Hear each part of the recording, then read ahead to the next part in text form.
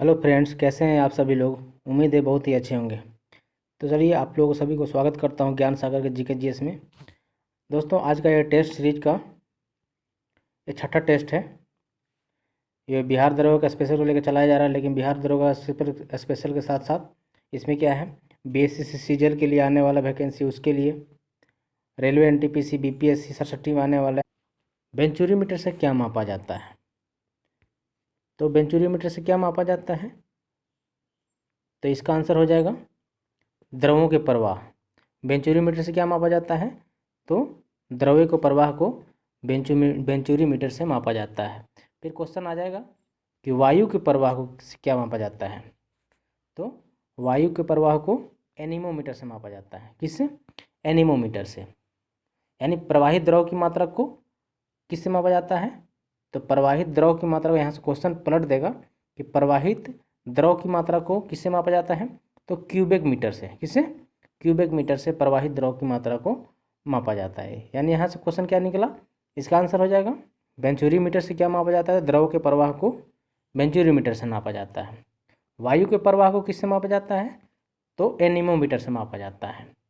और यहीं पे क्वेश्चन पलट देगा कि प्रवाह के द्रव की मात्रा को किससे मापा जाता है, प्रवाह के द्रव की मात्रा से किससे मापा, क्यूबिक मीटर से। किससे? क्यूबिक मीटर से। और वेंचुरीमीटर से द्रव की प्रवाह। लेकिन यहाँ से क्वेश्चन बनता है कि स्प्रेयर गन मशीन जो होता है वो किस सिद्धांत पर कार्य करता है, तो स्प्रे जो हम लोग मारते हैं वो स्प्रेइंग मशीन किससे, तो बर्नौली थ्योरम के सिद्धांत पर कार्य करता है। किससे? बर्नौली थ्योरम के सिद्धांत पर काम करता है। साथ साथ पेंट करने वाला आजकल मशीन चला है, पेंट ब्रश करने वाला पेंटिंग मशीन, या बॉलर को देखे होंगे जब बॉलिंग करता है, स्पिनिंग करता है, तो वो सभी किस सिद्धांत पर कार्य करता है, तो बर्नौली प्रमेय के सिद्धांत पर कार्य करता है। देखते हैं बरसात के दिनों में चौराहे पर क्या होता है, बॉल नाचते रहता है, तो सब क्या होता है, तो वो भी बर्नौली थ्योरम के आधार पर ही कार्य करता है। कभी कभी देखते हैं आंधी तूफान आता है तो छड़ उड़ जाता है, ये सब छप्पर उड़ जाता है, सब क्या होता है, बर्नौली थ्योरम पर ही आधारित होता है। नदी में जहाज का टकराना क्या होता है, ये भी बर्नौली थ्योरम का ही उदाहरण है।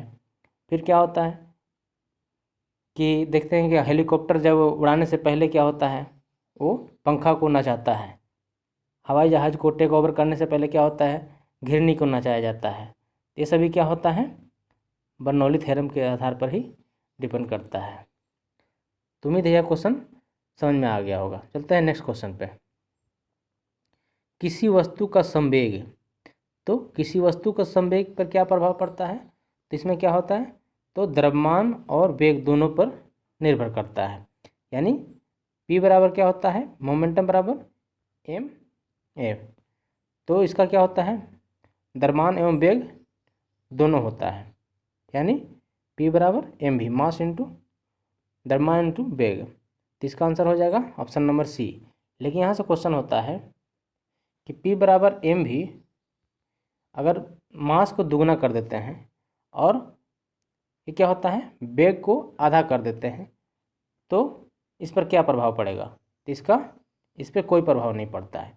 लेकिन यहीं पे क्वेश्चन पूछ देता है कि अगर संवेग क्या होगा जब मास को दुगना कर देते हैं, यानी 2m कर देते हैं, और v को भी 2a कर देते हैं, तो संवेग पर क्या प्रभाव पड़ेगा, तो संवेग 4 गुना हो जाएगा। क्या हो जाएगा, 4 गुना हो जाएगा, 2 दूना 4 गुना हो जाएगा। तो उम्मीद यह क्वेश्चन समझ में आ गया होगा। चलते हैं नेक्स्ट क्वेश्चन पे। दर्पण के सामने खड़े एक व्यक्ति का प्रतिबिंब स्वयं से बड़ा मालूम होता है, इसे क्या ज्ञात हो सकता है, तो इसे यही ज्ञात हो सकता है कि जब कोई व्यक्ति दर्पण के सामने खड़ा है तो उसका प्रतिबिंब कैसा बनेगा, तो उसका प्रतिबिंब ज्ञात बड़ा कैसा बनेगा, बड़ा। लेकिन वो दर्पण कैसा है, तो अवतल दर्पण है। कैसा दर्पण है, अवतल दर्पण। और अवतल दर्पण को और क्या कहा जाता है, तो अभिसारी दर्पण कहा जाता है। क्या कहा जाता है, अभिसारी दर्पण। और अभिसारी या इसे अपसारी भी बोल सकते हैं, अवसारी दर्पण भी बोल सकते हैं। अगर इसको अंग्रेजी में बोल सकते हैं तो कॉनकेव मिरर या कॉन्वर्जिंग मिरर या अभिसारी दर्पण कहा जाता है। और इसमें क्या होता है, प्रतिबिंब हमेशा क्या होता है, तो अवतल दर्पण में प्रतिबिंब सामान्यतः वास्तविक एवं उल्टा बनता है। कैसा होता है? वास्तविक एवं उल्टा। लेकिन केवल दो स्थिति में क्या होता है? तो दो स्थिति में काल्पनिक एवं सीधा बनता है। किसमें? काल्पनिक एवं सीधा बनता है। तो पहला क्या होता है? जब वस्तु को मुख्य फोकस, है ना, मुख्य फोकस और ध्रुव के बीच में रखा जाता है तो दर्पण क्या होता है? तो दर्पण के पीछे प्रतिबिंब बनता है। कहाँ? दर्पण के पीछे प्रतिबिंब बनता है। कैसा बनता है? तो आवर्धक और काल्पनिक और सीधा बनता है। आवर्धक, काल्पनिक और सीधा। लेकिन दूसरा कंडीशन में क्या आता है? जब वस्तु का दर्पण और पी के बीच में रखते हैं तो क्या होता है? प्रतिबिंब क्या होता है? ध्रुव पर बनता है और काल्पनिक एवं सीधा बनता है। अगर बात करते हैं उत्तल दर्पण की, तो उत्तल दर्पण में क्या होता है? तो उत्तल दर्पण को साइड मिरर के रूप में इसका यूज किया जाता है। किसा? इसका प्रयोग साइड मिरर के रूप में, सड़क पर लगे हुए क्या होता है, स्ट्रीट लैंप के रूप में या वेपर लाइट के रूप में सब क्या प्रयोग किया जाता है? तो उत्तल दर्पण का प्रयोग किया जाता है ना।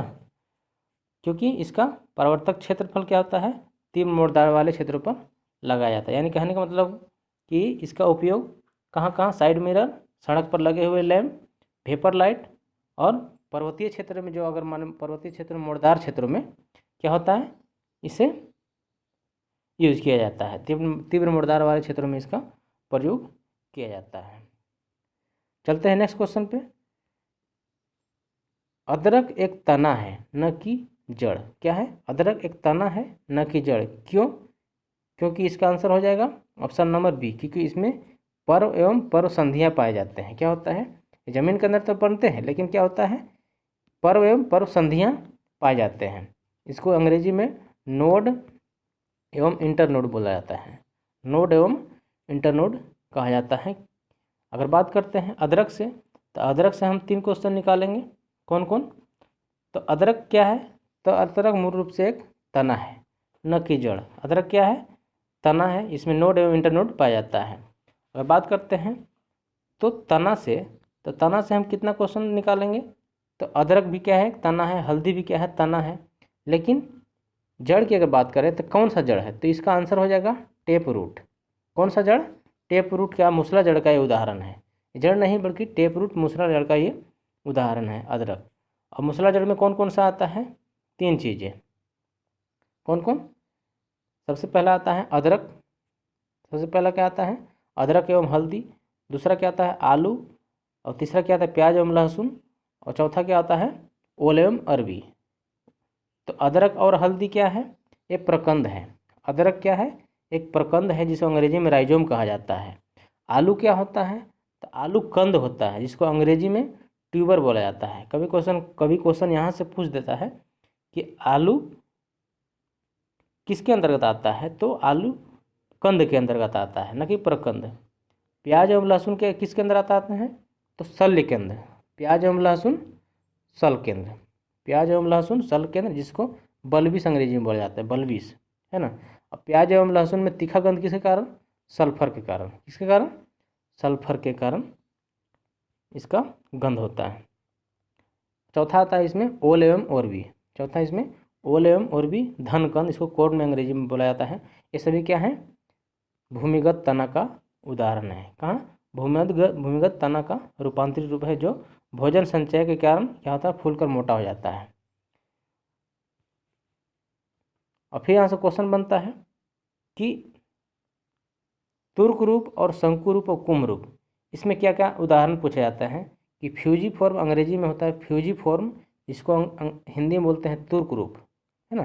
तुर्क रूप, इसका उदाहरण क्या होता है? तो मूली। तुर्क रूप इसका उदाहरण क्या है? मूली। कोनिकल फॉर्म, तो कोनिकल फॉर्म में क्या होता है? शंकुकार में गाजर। और एक होता है नेपी फॉर्म, जिसको बोलते हैं कुंभ रूप, इसका उदाहरण क्या होता है? सलजम। इन सभी का उदाहरण पूछा जाता है दोस्त, कि फ्यूजीफॉर्म का कौन सा उदाहरण है? मूली जो है किस में आता है? गाजर जो है से किस में आता है? तो फ्यूजीफॉर्म में आता है क्या? मूली। कोनिकल फॉर्म में गाजर, शंकु रूप में गाजर, और नेपीफॉर्म सलजम का आकार कैसा होता है? तो कुंभ रूप, है ना। चलते हैं नेक्स्ट क्वेश्चन पे। प्रकाश संश्लेषण की प्रक्रिया में क्या होता है? तो प्रकाश संश्लेषण प्रक्रिया में पर्णहरित की भूमिका में क्या होता है? तो इसका आंसर हो जाएगा सौर ऊर्जा का ग्रहण करना। तो प्रकाश संश्लेषण में क्या होता है? सौर ऊर्जा का ग्रहण होता है। अगर बात करते हैं तो सूर्य प्रकाश क्या होता है? एक ईंधन के रूप में कार्य करता है। प्रकाश संश्लेषण में क्या होता है? सूर्य क्या होता है? एक फ्यूल के रूप में काम करता है, ईंधन के रूप में कार्य करता है। और क्लोरोप्लास्ट के रूप में कौन सा कार्य करता है? तो क्लोरोप्लास्ट किचन हाउस के रूप में कार्य करता है ना। तो क्लोरोप्लास्ट होता है किचन हाउस, इसे किचन हाउस कहा जाता है। और रॉ मटेरियल कच्चा माल के रूप में क्या उपयोग होता है? तो CO2 यानी कार्बन डाइऑक्साइड एवं जल, है ना, H2O। बात करते हैं प्रकाश संश्लेषण की। तो प्रकाश संश्लेषण कैसी प्रक्रिया है? तो प्रकाश संश्लेषण एक एनाबॉलिक रिएक्शन है ना। एनाबॉलिक रिएक्शन एक, इसे कंस्ट्रक्टिव रिएक्शन भी कहा जाता है। एनाबॉलिक प्रोसेस या कंस्ट्रक्टिव रिएक्शन भी कहा जाता है इसे। और इस प्रक्रिया में क्या होता है? ग्लूकोज अणु का विखंडन होता है ना, ग्लूकोज अणु का निर्माण एवं ऑक्सीजन गैस रिलीज होता है। तो उम्मीद यहाँ से क्वेश्चन समझ में आ गया होगा। नेक्स्ट क्वेश्चन है, निम्न में से कौन सा मानव रक्त का संघटक नहीं है? तो मानव रक्त में क्या होता है? रक्त की अगर बात करें तो रक्त क्या है? एक तरल संयोजी उत्तक है। क्या है? तरल संयोजी उत्तक है, जो हमारे शरीर का सबसे कमजोर उत्तक है। सबसे वीक टिश्यू कौन है?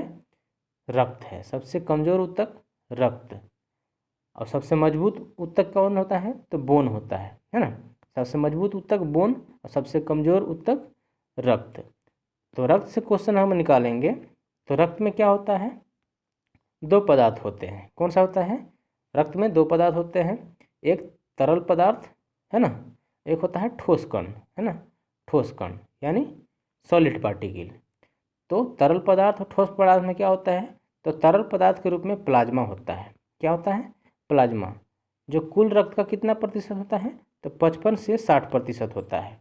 कुल रक्त का 55 से 60% कितना? प्लाज्मा। बाकी शेष बचा 40%, तो वो क्या होता है? ठोस कण यानी सॉलिड पार्टिकल में आते हैं। तो उसमें क्या क्या आते हैं? तो इसमें आ जाते हैं RBC, WBC और प्लेटलेट्स, ये तीनों आते हैं। बात करते हैं प्लाज्मा की। तो प्लाज्मा से क्वेश्चन पूछा जाता है कि कुल रक्त का कितना है? 55 से 60% प्लाज्मा है ना। कुल रक्त का 55 से 60% प्लाज्मा है, लेकिन इस प्लाज्मा में कितना प्रतिशत जल है? तो 90% जल होता है। कुल प्लाज्मा का 90% क्या है? जल है। बाकी शेष 10% क्या है? कार्बनिक एवं विभिन्न अकार्बनिक पदार्थ पाए जाते हैं 10% में। बात करते हैं RBC, WBC की, है ना, यानी ठोस कण की। तो इसमें RBC, WBC और प्लेटलेट्स में, तो RBC के बारे में कहा जाता है। तो इन तीनों का निर्माण कहाँ होता है? RBC, WBC और प्लेटलेट्स का तीनों का निर्माण कहाँ होता है? तो विकसित अवस्था में, है ना। विकसित अवस्था में कहाँ होता है? रेड बोन मैरो में। रेड बोन मैरो, जिसको हिंदी में हिंदी में कहा जाता है लाल अस्थि मज्जा, और अंग्रेजी में रेड बोन मैरो यानी ठोस कण का, है ना, जो कितना है 40 से 45, इसको बोल सकते हैं 40 से 45% जो भाग बचा हुआ है, इन सभी का निर्माण कहाँ होता है? तो विकसित अवस्था में रेड बोन मैरो में। बाकी अगर बात करें तो भ्रूणावस्था में क्या होता है? फिर यहाँ से क्वेश्चन बनता है फ्रेंड्स कि RBC का कब्रिस्तान किसे कहा जाता है? तो प्लीहा को, है ना।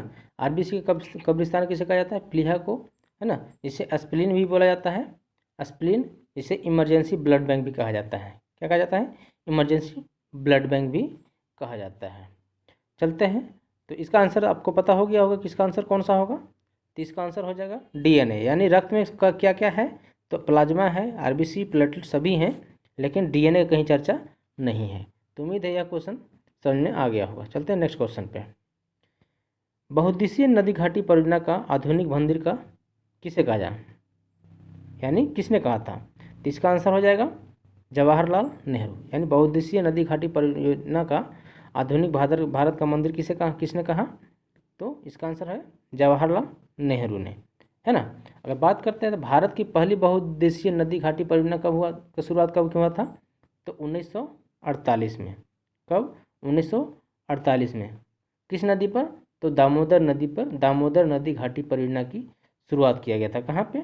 भारत में पहली बार बहुउद्देशीय नदी घाटी परियोजना की शुरुआत कब हुआ था? तो 1948 में यहाँ से क्वेश्चन पूछा जा चुका है। किस नदी पर? दामोदर नदी पर, है ना। कौन सी परियोजना? दामोदर नदी घाटी परियोजना। बात करते हैं तो ये किस तर्ज पर शुरुआत किया गया था? तो बहुउद्देशीय नदी घाटी परियोजना, जो दामोदर नदी घाटी परियोजना की शुरुआत अमेरिका की टेनेंसी नदी घाटी के तर्ज पर इसका शुरुआत किया गया था। बात करते हैं तो इसका प्रमुख इंजीनियर कौन थे? तो बोर्डोबिन। इसका प्रमुख इंजीनियर बोर्डोबिन। पूछा जाता है यहाँ क्वेश्चन कि भारत का सबसे बड़ा बांध कौन सा है ना। यानी भारत का सबसे बड़ा बांध कौन है? तो भारत का सबसे बड़ा बांध हो जाएगा भाखड़ा नांगल बांध। कौन है? भाखड़ा नांगल बांध। इसकी शुरुआत कब हुआ था? तो 1963 ईस्वी में। 1963 ईस्वी में किस नदी पर? तो सतलज नदी पर, है ना, सतलज नदी पर। और भाखड़ा नांगल कैसा बांध है? तो गुरुत्व वाला बांध है। कैसा है? गुरुत्व वाला बांध है। तो क्या है? भाखड़ा नांगल बांध भारत का सबसे बड़ा बांध है। यहीं से क्वेश्चन निकाला जाता है कि भारत का सबसे लंबा बांध कौन सा है? तो तुरंत यहाँ से आंसर इसका चेंज हो जाएगा कि भारत का सबसे लंबा बांध हीराकुंड बांध। कौन सा? हीराकुंड बांध। किस नदी पर? तो महानदी पर है ना। किस नदी पर? महानदी पर। महानदी किस में है? तो महानदी उड़ीसा राज्य में है। ठीक है, महानदी उड़ीसा में है। फिर यहीं से तुरंत क्वेश्चन चेंज हो जाएगा कि भारत का सबसे ऊंचा बांध कौन सा है ना। पहला क्वेश्चन था सबसे बड़ा बांध, दूसरा क्वेश्चन था सबसे लंबा बांध जो हीराकुंड बांध था महानदी पर, और तीसरा क्वेश्चन यहाँ से डाल देंगे कि सबसे ऊंचा बांध कौन है? तो टिहरी बांध, है ना। टिहरी बांध जो कहाँ है? तो उत्तराखंड में भागीरथी एवं भिलांगना के संगम पर है। कौन सा? सबसे ऊंचा बांध टिहरी बांध। फिर से एक बार, सबसे बड़ा बांध भाखड़ा बांध जो 1963 ईस्वी में कहाँ पे? तो सतलज नदी पर, है ना। सतलज नदी पंजाब में बनाया गया था। अगर बात करते हैं तो लंबा बांध हीराकुंड बांध जो उड़ीसा में महानदी पर, ऊंचा बांध टिहरी बांध जो भागीरथी एवं भिलांगना नदी पर। अब भाखड़ा बांध क्या है? भाखड़ा बांध पर निर्मित एक जलाशय है। कैसा जलाशय है? भाखड़ा बांध पर निर्मित एक जलाशय जिसे गुरु गोविंद जलाशय कहा जाता है। क्या कहा जाता है? गुरु गोविंद सागर जलाशय कहा जाता है, जहाँ पे गुरु गोविंद सागर जलाशय का निर्माण हुआ है। चलते हैं तो इसका आंसर तो आप समझ गया होगा, जवाहरलाल नेहरू। जवाहरलाल नेहरू से ही इन सभी सारा का क्वेश्चन का डिस्कशन किया गया है। महात्मा गांधी के बारे में आप जानते हैं, इन्हें राष्ट्रपिता, है ना। राष्ट्रपिता किसने कहा था? तो राष्ट्रपिता सुभाष चंद्र बोस ने राष्ट्रपिता की उपाधि दी थी। इंदिरा गांधी प्रथम महिला प्रधानमंत्री। डॉक्टर राजेंद्र प्रसाद कौन थे? भारत के प्रथम राष्ट्रपति, है ना।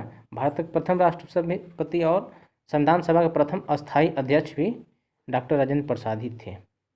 नेक्स्ट क्वेश्चन है इलेक्ट्रॉन न्यूनता वाला परमाणु कौन है ना।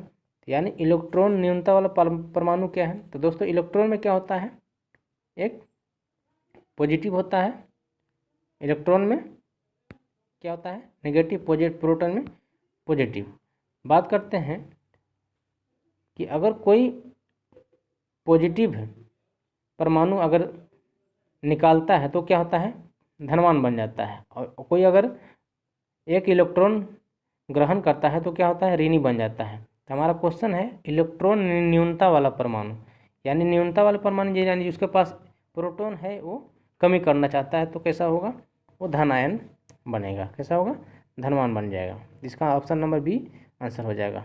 नेक्स्ट क्वेश्चन है किस वंश के सुल्तानों ने सबसे अधिक समय तक शासन किया, है ना। किस वंश के सुल्तान ने शासन किया था? तो इसका आंसर हो जाएगा फ्रेंड्स, इसका आंसर तुगलक वंश, यानी तुगलक वंश ने सबसे अधिक समय तक शासन किया था। अगर बात करते हैं तो ये सभी अगर बात करते हैं तो गुलाम वंश का संस्थापक कौन था? कुतुबुद्दीन ऐबक। कब किया था? तो 1206 ईस्वी में। तो गुलाम वंश का संस्थापक कौन था? तो 1206 ईस्वी में कुतुबुद्दीन ऐबक। अगर बात करते हैं तो इनका शासन था 1206, गुलाम वंश का 1206 से 1290 तक। कहाँ? 1206 से 1290 तक। फिर खिलजी वंश का कब से कब शासन था? तो 1290 से 1320, 1290 से 1320। फिर तीसरा आता है तुगलक वंश 1320 से 1414, जो सबसे ज़्यादा दिन तक समय तक शासन किया था। और चौथा था सैयद वंश, जो कितने तक 1414 से 1451 वर्ष 1451 ईस्वी तक शासन किया था। और लोधी वंश 1451 से 1526 ईस्वी तक शासन किया था। इसमें सबसे बड़ा हो जाएगा कौन? सबसे बड़ा तुगलक वंश। दूसरा सबसे बड़ा कौन हो जाएगा? तो दूसरा सबसे बड़ा हो जाएगा गुलाम वंश। कितने बरस तक? तो 84 बरस तक गुलाम वंश 84 बरस तक। और तुगलक वंश कितना था? तो तुगलक वंश हो गया था 94 बरस। तुगलक वंश 94 बरस तक। और खिलजी वंश कितना था? 30 बरस तक। 30 वर्ष तक शासन किया था। और लोधी वंश ने 70 वर्ष तक शासन किया था। चलते हैं नेक्स्ट क्वेश्चन पे। ईस्ट इंडिया कंपनी का अंतिम गवर्नर क्राउन के अधीन पहला वायसराय था। यानी ईस्ट इंडिया कंपनी का अंतिम गवर्नर जनरल और क्राउन के अधीन पहला वायसराय कौन था?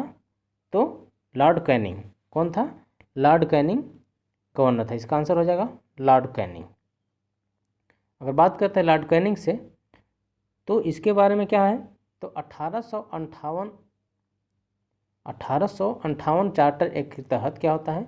ईस्ट इंडिया कंपनी के शासन को समाप्त कर दिया गया था और क्राउन के शासन को शुरुआत किया गया था। और इसी 1858 चार्टर एक्ट के तहत क्या किया था? सचिव का पद को सृजित किया गया था। एक सचिव का पद को सृजित किया था। चलते हैं नेक्स्ट क्वेश्चन। सबसे अस्थायी पारिस्थितिकी तंत्र कौन सा है? यानी सबसे अस्थायी पारिस्थितिकी तंत्र इकोसिस्टम कौन है? तो इसका आंसर हो जाएगा समुद्री, है ना। इसका आंसर हो जाएगा डी नंबर, समुद्री इकोसिस्टम सबसे अस्थायी इकोसिस्टम। और सबसे तेजी से फैलता हुआ प्रसार होता हुआ इकोसिस्टम तो रेगिस्तान, है ना, रेगिस्तान है। तो इसका आंसर हो जाएगा डी नंबर। अगर बात करते हैं यहाँ से क्वेश्चन इकोसिस्टम से, तो इकोसिस्टम क्या है? तो इकोसिस्टम के बारे में बात करें तो इकोसिस्टम किसी एक निश्चित भौगोलिक क्षेत्र में पाए जाने वाले जैविक, है ना, जैविक एवं अजैविक घटक समुदाय के समूह को इकोसिस्टम कहा जाता है, यानी पारिस्थितिकी तंत्र कहा जाता है। अगर जैविक एवं अजैविक में क्या अंतर है? तो जैविक घटक में क्या आता है? बायोटिक में। तो जैविक घटक में आता है उत्पादक वर्ग, उपभोक्ता वर्ग और अपघटक वर्ग, 3, यानी प्रोड्यूसर क्लास, कंज्यूमर क्लास और डिकम्पोजर क्लास। ये सभी क्या आता है? जैविक घटक के अंतर्गत आता है। जैविक यानी बायोटिक के अंतर्गत इन सभी आते हैं उत्पादक वर्ग, उपभोक्ता वर्ग और अपघटक वर्ग। प्रोड्यूसर क्लास, कंज्यूमर क्लास और डिकम्पोजर क्लास, ये सभी क्या आते हैं? जैविक घटक के अंतर्गत आते हैं, यानी बायोटिक के अंतर्गत आते हैं। अगर बात करते हैं ए बायोटिक यानी अजैविक घटक के अंदर कौन सा आते हैं? ए बायोटिक में, तो ए बायोटिक में आता है तापमान, टेम्परेचर, जल, है ना, जल, मिट्टी, आर्द्रता, वायु, सूर्य प्रकाश, ईटी से सभी क्या आते हैं? जिसका क्या है? एक अनिश्चित भौगोलिक क्षेत्र है, जिसका कोई निश्चित नहीं है। वायु का कोई निश्चित नहीं है, सूर्य प्रकाश कोई निश्चित नहीं है ना। यानी जो निश्चित, जिसका सीमा निश्चित है वो क्या होता है? जैविक बायोटिक। जिसका जो अनिश्चित है, जिसका आकार नहीं है, वो अजैविक। इसका आंसर हो जाएगा डी नंबर। और रेगिस्तान क्या है? सबसे तेजी से फैलता हुआ इकोसिस्टम, रेगिस्तानी इकोसिस्टम। चलते हैं नेक्स्ट क्वेश्चन पे। पूर्वी तट के मैदान का एक अन्य नाम क्या है? तो पूर्वी तट का एक अन्य नाम क्या है? तो इसका आंसर हो जाएगा पूर्वी तट को कोरोमंडल तट के नाम से भी जाना जाता है। क्या? पूर्वी तट को कोरोमंडल तट के नाम से भी जाना जाता है। उसके बाद आता है उत्तरी सरकार। कोरोमंडल तट के बाद आता है उत्तरी सरकार। और मालाबार तट और ये सब गुजरात तट, कोंकण तट क्या है? ये पश्चिमी तट का उदाहरण है। कहाँ का? ये पश्चिमी तट का उदाहरण है। अगर बात करते हैं तो कोंकण तट गोवा एवं दमन एवं गोवा के बीच में है। मालाबार तट कहाँ है? तो मालाबार तट की अगर बात करें तो न्यू मंगलोर से कन्याकुमारी के बीच में मालाबार तट है। और एक आता है कनारा तट। कनारा तट कहाँ है? गोवा एवं मंगलोर के बीच में। उम्मीद है आपको क्वेश्चन समझ में आ गया होगा। चलते हैं नेक्स्ट क्वेश्चन पे। हाउस ऑफ द पीपुल को लोकसभा का नाम किस वर्ष दिया गया? हाउस ऑफ द पीपुल को लोकसभा का नाम किस वर्ष दिया गया? तो इसका आंसर हो जाएगा 1954। अगर कभी की डेट पूछ देगा तो इसका याद रखिएगा डेट 13 अगस्त 1954। 13 अगस्त 1954। 13 अगस्त 1954 क्या हुआ था? तो लोकसभा का, किसको? लोकसभा का नाम दिया गया था 13 अगस्त 1954 को। और काउंसिल स्टेट किसे कब दिया गया था? राज्यसभा, काउंसिल ऑफ स्टेट, ये भी 23 अगस्त 1954 को ही हाउस ऑफ काउंसिल स्टेट का नाम दिया गया था राज्यसभा। कब? इसी दिन 23 अगस्त 1954 को। चलते हैं नेक्स्ट क्वेश्चन। अगर बात करते हैं तो इसमें क्या है? CR दास और मोतीलाल नेहरू ने राजस्व पार्टी बनाई थी। तो चित्तरंजन दास और मोतीलाल नेहरू ने स्वराज पार्टी बनाई थी। कब बनाई थी? तो इसका आंसर हो जाएगा बी नंबर, असहयोग आंदोलन के बाद। असहयोग आंदोलन की शुरुआत कब किया गया था? 1920 ईस्वी में। 1920 ईस्वी में असहयोग आंदोलन की शुरुआत किया गया था। लेकिन फिर इसको असहयोग आंदोलन कब बंद किया गया? 1922 ईस्वी में। 1922 ईस्वी में कब, किस लिए बंद किया गया था? तो 5 फरवरी 1922 को क्या हुआ था? एक उत्तर प्रदेश में चौरी चौरा कांड, हत्याकांड हो गया था। इसके कारण क्या हुआ था? असहयोग आंदोलन को बंद कर दिया गया।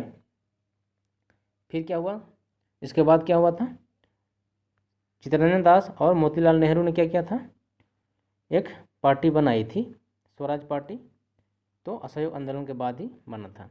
अगर बात करते संविधान अवज्ञा आंदोलन की शुरुआत कब हुआ था? तो 1930 ईस्वी में। यह भी क्वेश्चन इंपॉर्टेंट है। भारत छोड़ो आंदोलन 1942 ईस्वी में। स्वदेशी आंदोलन कब हुआ था?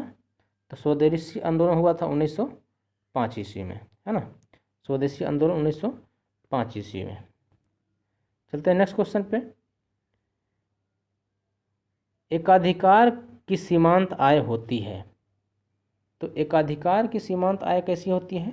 तो इसका आंसर हो जाएगा मोनोपोलिस्ट कैसा होता है? एकाधिकार का सीमांत आय कैसा होता है? तो कीमत से कम। इसका आंसर हो जाएगा कीमत से कम। चलते हैं नेक्स्ट क्वेश्चन पे। गंगा को उत्तर से दक्षिण ले जाने वाला राजा कौन था? तो गंगा को उत्तर से दक्षिण ले जाने वाला नहीं, गंगा को नहीं बल्कि गंगा नदी को नहीं बल्कि गंगा जल को उत्तर से दक्षिण ले जाने वाला राजा कौन था? इसका हो जाएगा आंसर राजेंद्र चोल। इसको राजेंद्र प्रथम के नाम से भी जाना जाता है। अगर बात करते हैं तो राजराज प्रथम क्या था? राजराज के प्रथम के बारे में बात करें तो श्रीलंका पर प्रथम अभियान किसने किया था? राजराज प्रथम ने। लेकिन श्रीलंका पर जीता था किसने? तो राजेंद्र प्रथम ने श्रीलंका को जीता था। और चोल वंश का संस्थापक कौन था? तो विजयालय। अगर बात करते हैं यहाँ से क्वेश्चन निकाले हैं तो क्वेश्चन को कैसा कैसा निकल सकता है हम देखते हैं। तो सबसे पहला क्वेश्चन निकालेंगे कि संगम काल को चोल वंश का प्रतापी शासक कौन था? तो संगम काल में, है ना, संगम काल में चोल वंश का प्रतापी शासक का अगर नाम पूछें तो उसका नाम हो जाएगा करिकाल। कौन था? संगम वंश का सबसे प्रतापी चोल शासक कौन था? करिकाल। राजधानी पूछ देता है कि राजधानी कहाँ था? तो राजधानी उरईउर। राजधानी उरईउर। और प्रतीक चिन्ह क्या था? बाघ। प्रतीक चिन्ह क्या था? बाघ। यानी संगम काल के चोल वंश का प्रतापी शासक कौन था? करिकाल। राजधानी उरईउर और प्रतीक चिन्ह क्या था? बाघ। लेकिन यहाँ से क्वेश्चन तुरंत पलट जाता है कि पूर्व मध्यकाल चोल वंश का संस्थापक कौन था? तो पूर्व मध्यकाल का चोल वंश का संस्थापक था कौन था? विजयालय। कौन था? विजयालय। लेकिन वास्तविक चोल वंश का संस्थापक कौन था? तो आदित्य प्रथम। आदित्य प्रथम वास्तविक पूर्व मध्य चोल वंश का संस्थापक था। और राजधानी कहाँ था? तो तंजौर। राजधानी तंजौर। और चोल शासक पारंतक प्रथम का एक अभिलेख है, उत्तर मेरूर अभिलेख। इससे क्या जानकारी प्राप्त होती है? इससे स्थानीय स्वशासन की जानकारी प्राप्त होती है। तो उम्मीद है यह क्वेश्चन समझ में आ गया होगा। इसका ऑप्शन नंबर सी हो जाएगा। चलिए चलते हैं अब नेक्स्ट क्वेश्चन पे। नेक्स्ट क्वेश्चन है कि निम्नलिखित में से कौन सी महासागर धारा अटलांटिक महासागर में नहीं पाई जाती है, यानी अटलांटिक महासागर की जलधारा नहीं है। तो यहाँ पे 4 ऑप्शन है। कितना? 4 ऑप्शन है। गल्फ स्ट्रीम ब्राज़ील, पेरू और कनारी, है ना।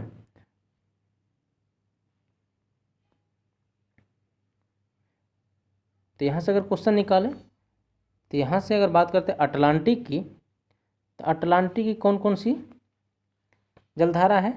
तो अटलांटिक की ठंडी जलधारा और गर्म जलधारा दोनों की बात करें तो एक ट्रिक होता है गबरा बीबी। कौन सा होता है? गबरा बीबी। जिसमें क्या होता है? गबरा बीबी में क्या होता है? ब्राजीलियन जलधारा, उत्तर से रेखीय जलधारा और दक्षिण विषुवतीय रेखीय जलधारा, रैनल इरीमेंजर, अंटाइल्स और नॉर्वेजियन, ये सभी क्या हैं? ये सभी ठंडी जलधारा हैं। कैसे हैं? ठंडी जलधारा। एक ट्रिक होता है फाँक लेवे। तो फाँक लेवे से क्या होता है? फाकलैंड, क से कनारी और ल से लेब्राडोर और बे से बेंगुले। ये 4 धारा क्या है? ये सभी ठंडी जलधारा हैं। किसके? तो अटलांटिक के। यानी गबरा बीबी हो गए गर्म जलधारा, गबरा बीबी गर्म जलधारा, और फाँक लेवे क्या हो गया? ठंडी जलधारा। यानी फाकलैंड, कनारी, लेब्राडोर और बेंगुएला क्या हो गए? ये अटलांटिक की ठंडी जलधारा। इसमें देख सकते 4 ऑप्शन है। तो पेरू का नाम कहीं नहीं लिया है। ये सभी गल्फ स्ट्रीम, कनारी, ये सभी क्या है? क्या होता है? तो अटलांटिक की जलधारा है। लेकिन पेरू क्या है? प्रशांत महासागर की जलधारा है। तो उम्मीद है क्वेश्चन समझ में आ गया होगा। चलते हैं नेक्स्ट क्वेश्चन पे। दूध को मथने से क्रीम को अलग हो जाने का कारण क्या है? तो इसका आंसर हो जाएगा अपकेंद्रीय बल, सेंट्रीपिटल फोर्स। सेंट्रीपिटल फोर्स में क्या होता है? दूध को मथने से क्रीम को अलग हो जाना। क्या होता है? दूध को मथने से क्रीम को अलग हो जाना।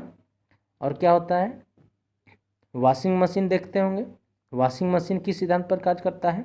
तो सेंट्रीपिटल नहीं बल्कि सेंट्रीफ्यूगल, है ना। सेंट्रीफ्यूगल सिस्टम के आधार पर ही कार्य करता है। और देखेंगे सूर्य से जब तारा, पुछल तारा दूर जाती हुई दिखाई देता है, किस कारण? तो सेंट्रीफ्यूगल के कारण, यानी अपकेंद्रीय बल के कारण ही ये सभी क्या होता है? इसके उदाहरण है। अभिकेंद्रीय बल में क्या होता है? मौत के कुआं में क्या होता है? गाड़ी जब चलाते हैं तो गिरते नहीं, क्यों? उसका सेंट्रीपिटल फोर्स बना रहता है। नेक्स्ट क्वेश्चन है, पालघाट में कौन से भारतीय राज्यों को जोड़ता है? तो पालघाट द्वारा कौन कौन है? तो बात करते हैं अगर पालघाट से, तो पालघाट में क्या है? यहाँ से पालघाट, भोरघाट, ये सभी क्या है? एक दर्रे हैं। ये सभी कहाँ हैं? दर्रे हैं। और ये 4 दर्रे से अगर बात करें तो इसमें क्या होता है? भोरघाट क्या होता है? मुंबई एवं पुणे के बीच से निकलता है। भोरघाट मुंबई एवं पुणे के बीच। अब पालघाट क्या होता है? केरल एवं तमिलनाडु के, जो इसका आंसर है ना। और थारघाट क्या होता है? महाराष्ट्र एवं नासिक के बीच थारघाट दर्रा स्थित है। एक होता है सिनकोट्टा दर्रा, जो मदुरई एवं त्रिवेंद्रम के बीच में स्थित है। तो चार दर्रे हैं, पालघाट दर्रे, भोरघाट दर्रे और थारघाट दर्रे और एक सिनकोट्टा दर्रे। ये सभी क्या हैं? दर्रे हैं। दर्रे से क्वेश्चन पूछे जाते हैं। चलते हैं नेक्स्ट क्वेश्चन पे। 7 उत्तर पूर्वी राज्यों को 7 बहनों कहा जाता है। निम्न से कौन सा समुदाय नहीं है? यानी 7 राज्य है, उनको 7 सिस्टर के नाम से भी जाना जाता है। उनमें से कह रहा है कौन सा राज्य उसमें नहीं आता है? तो नागालैंड आता है, मिजोरम आता है, त्रिपुरा आता है, लेकिन सिक्किम नहीं आता है। तो ऑप्शन नंबर बी इसका सही हो जाएगा। चलते हैं नेक्स्ट क्वेश्चन पे। संसदीय प्रकार की सरकार की एक प्रमुख विशेषता है। संसदीय प्रकार की सरकार की एक प्रमुख विशेषता क्या है?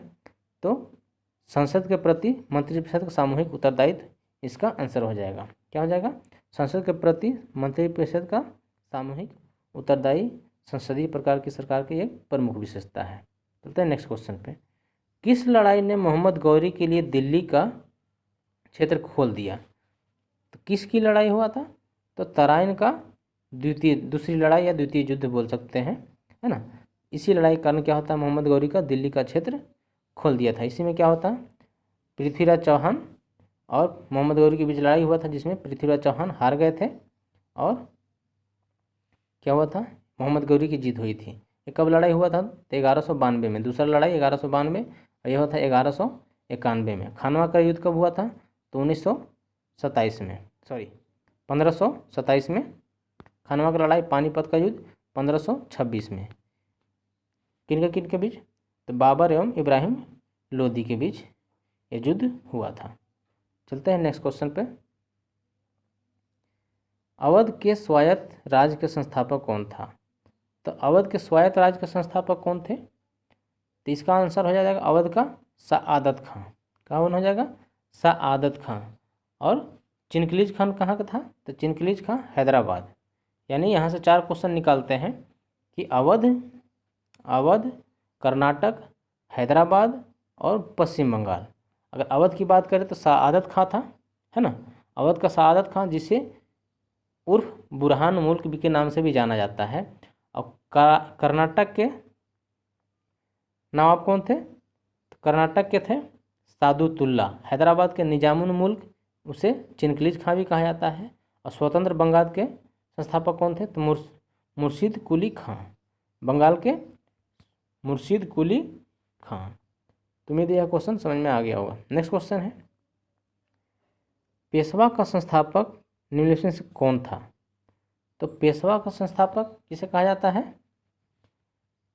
अगर पेशवा की अगर बात करें तो यह किस वंश से क्वेश्चन निकला है? तो मराठा से, है ना। अगर बात करते हैं तो मराठा साम्राज्य का संस्थापक कौन था? तो छत्रपति शिवाजी, है ना। छत्रपति शिवाजी मराठा साम्राज्य का संस्थापक कहा जाता है। दूसरा संस्थापक किसे कहा जाता है? तो बालाजी बाजीराव को। किसे? मराठा राज्य का दूसरा संस्थापक किसे कहा जाता है? तो बालाजी बाजीराव को। लेकिन यहाँ क्वेश्चन है पेशवा का संस्थापक किसे कहा जाता है? तो Balaji Vishwanath. Option number D इसका आंसर हो जाएगा। पेशवा का संस्थापक बालाजी विश्वनाथ। पेशवा काल का संस्थापक बालाजी विश्वनाथ। प्रथम पेशवा बालाजी विश्वनाथ, अंतिम पेशवा बाजीराव द्वितीय। अंतिम पेशवा क्या हो जाएगा? बाजीराव द्वितीय। लेकिन लड़ाकू पेशवा किसे कहा जाता है? बाजीराव प्रथम को।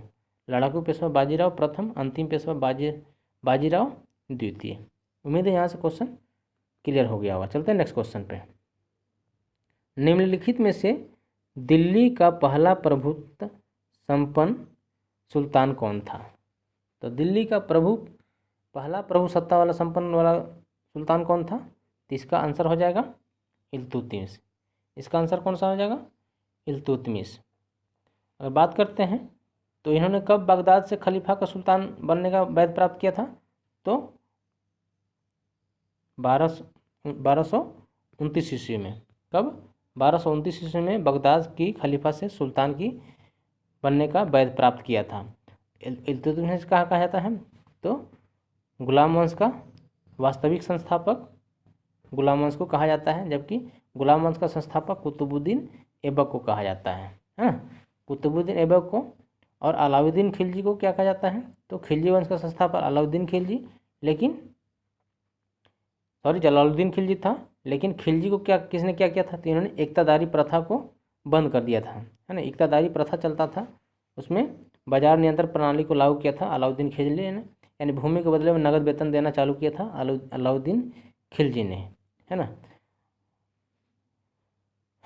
और अलाउद्दीन खिलजी से क्या होता है, एक और क्वेश्चन निकलता है कि निजामुद्दीन औलिया को अलाउद्दीन खिलजी ने कहा था कि अपना हिसाब किताब लेके आइए। तो इन्होंने कहा था कि हमारे घर में 10 दरवाजे हैं और आप एक दरवाजे से आएंगे, दूसरे दरवाजे से निकल जाएंगे। तो अलाउद्दीन खिलजी का संबंध किससे था?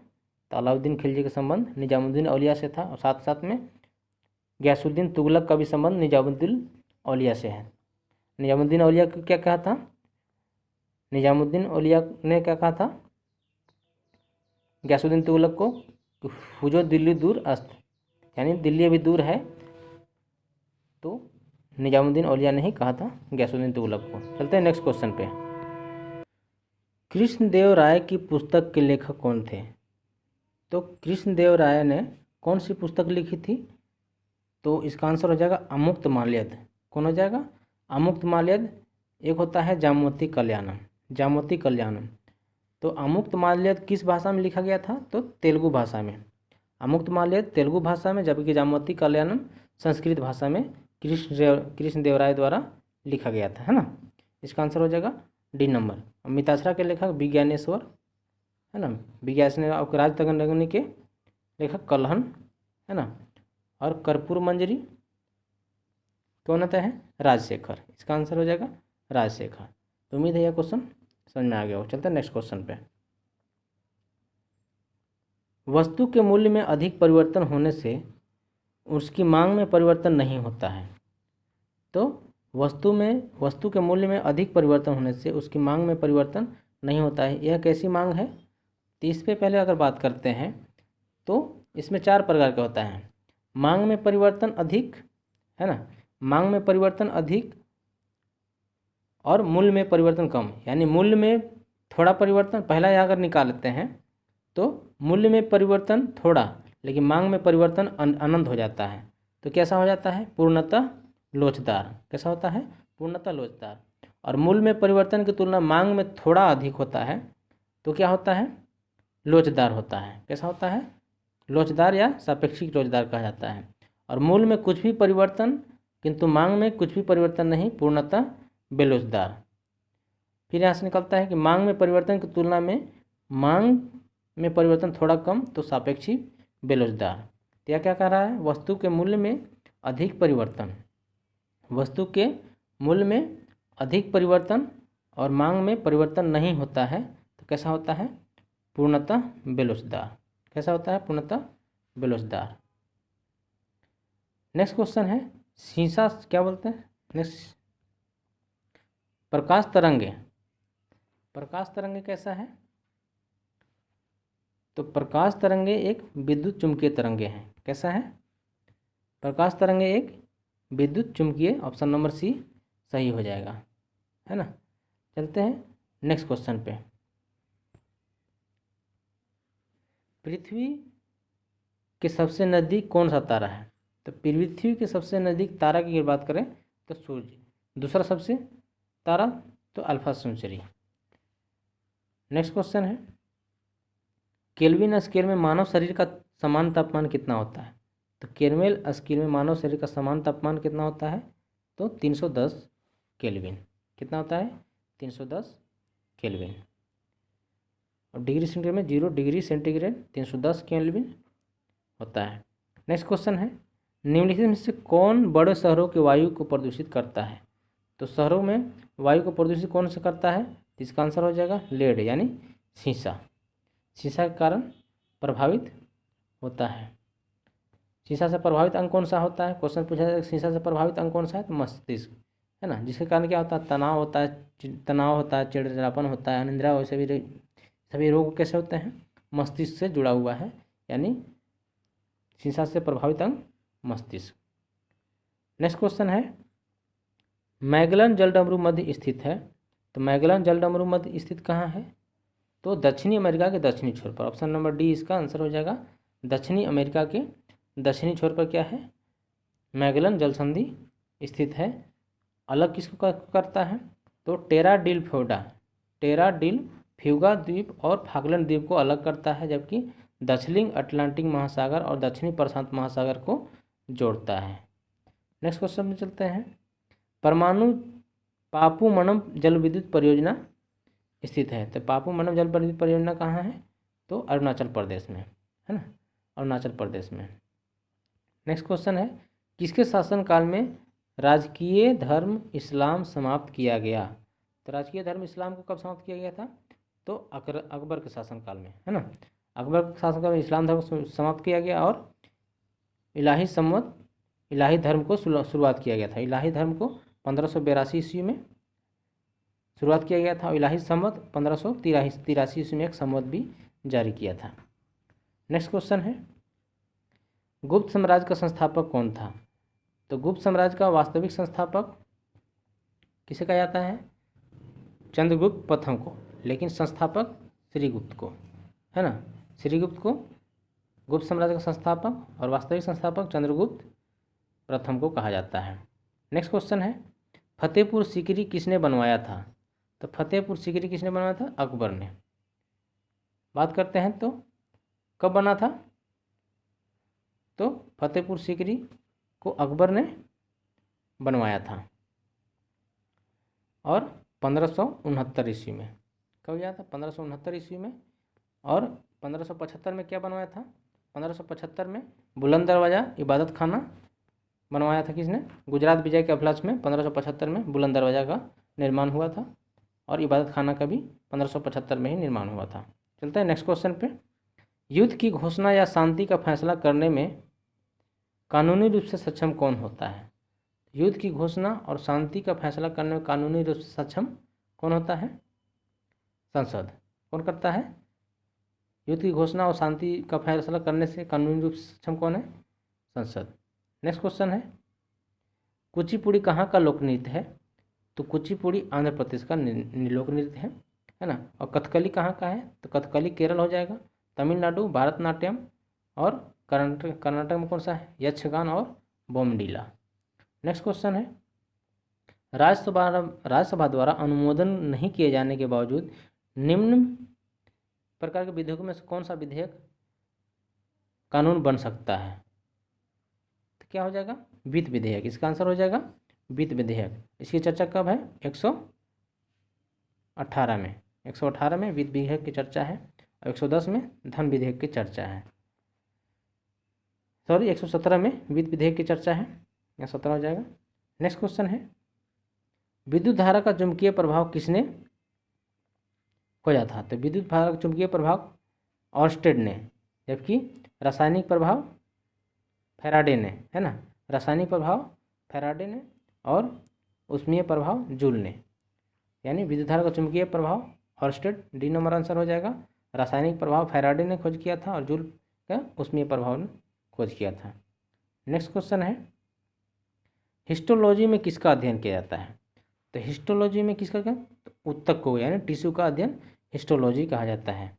कोशिका में साइटोलॉजी का अध्ययन कोशिका में, वायरस में वायरोलॉजी और तंत्रिका तंत्र में न्यूरोलॉजी, है ना।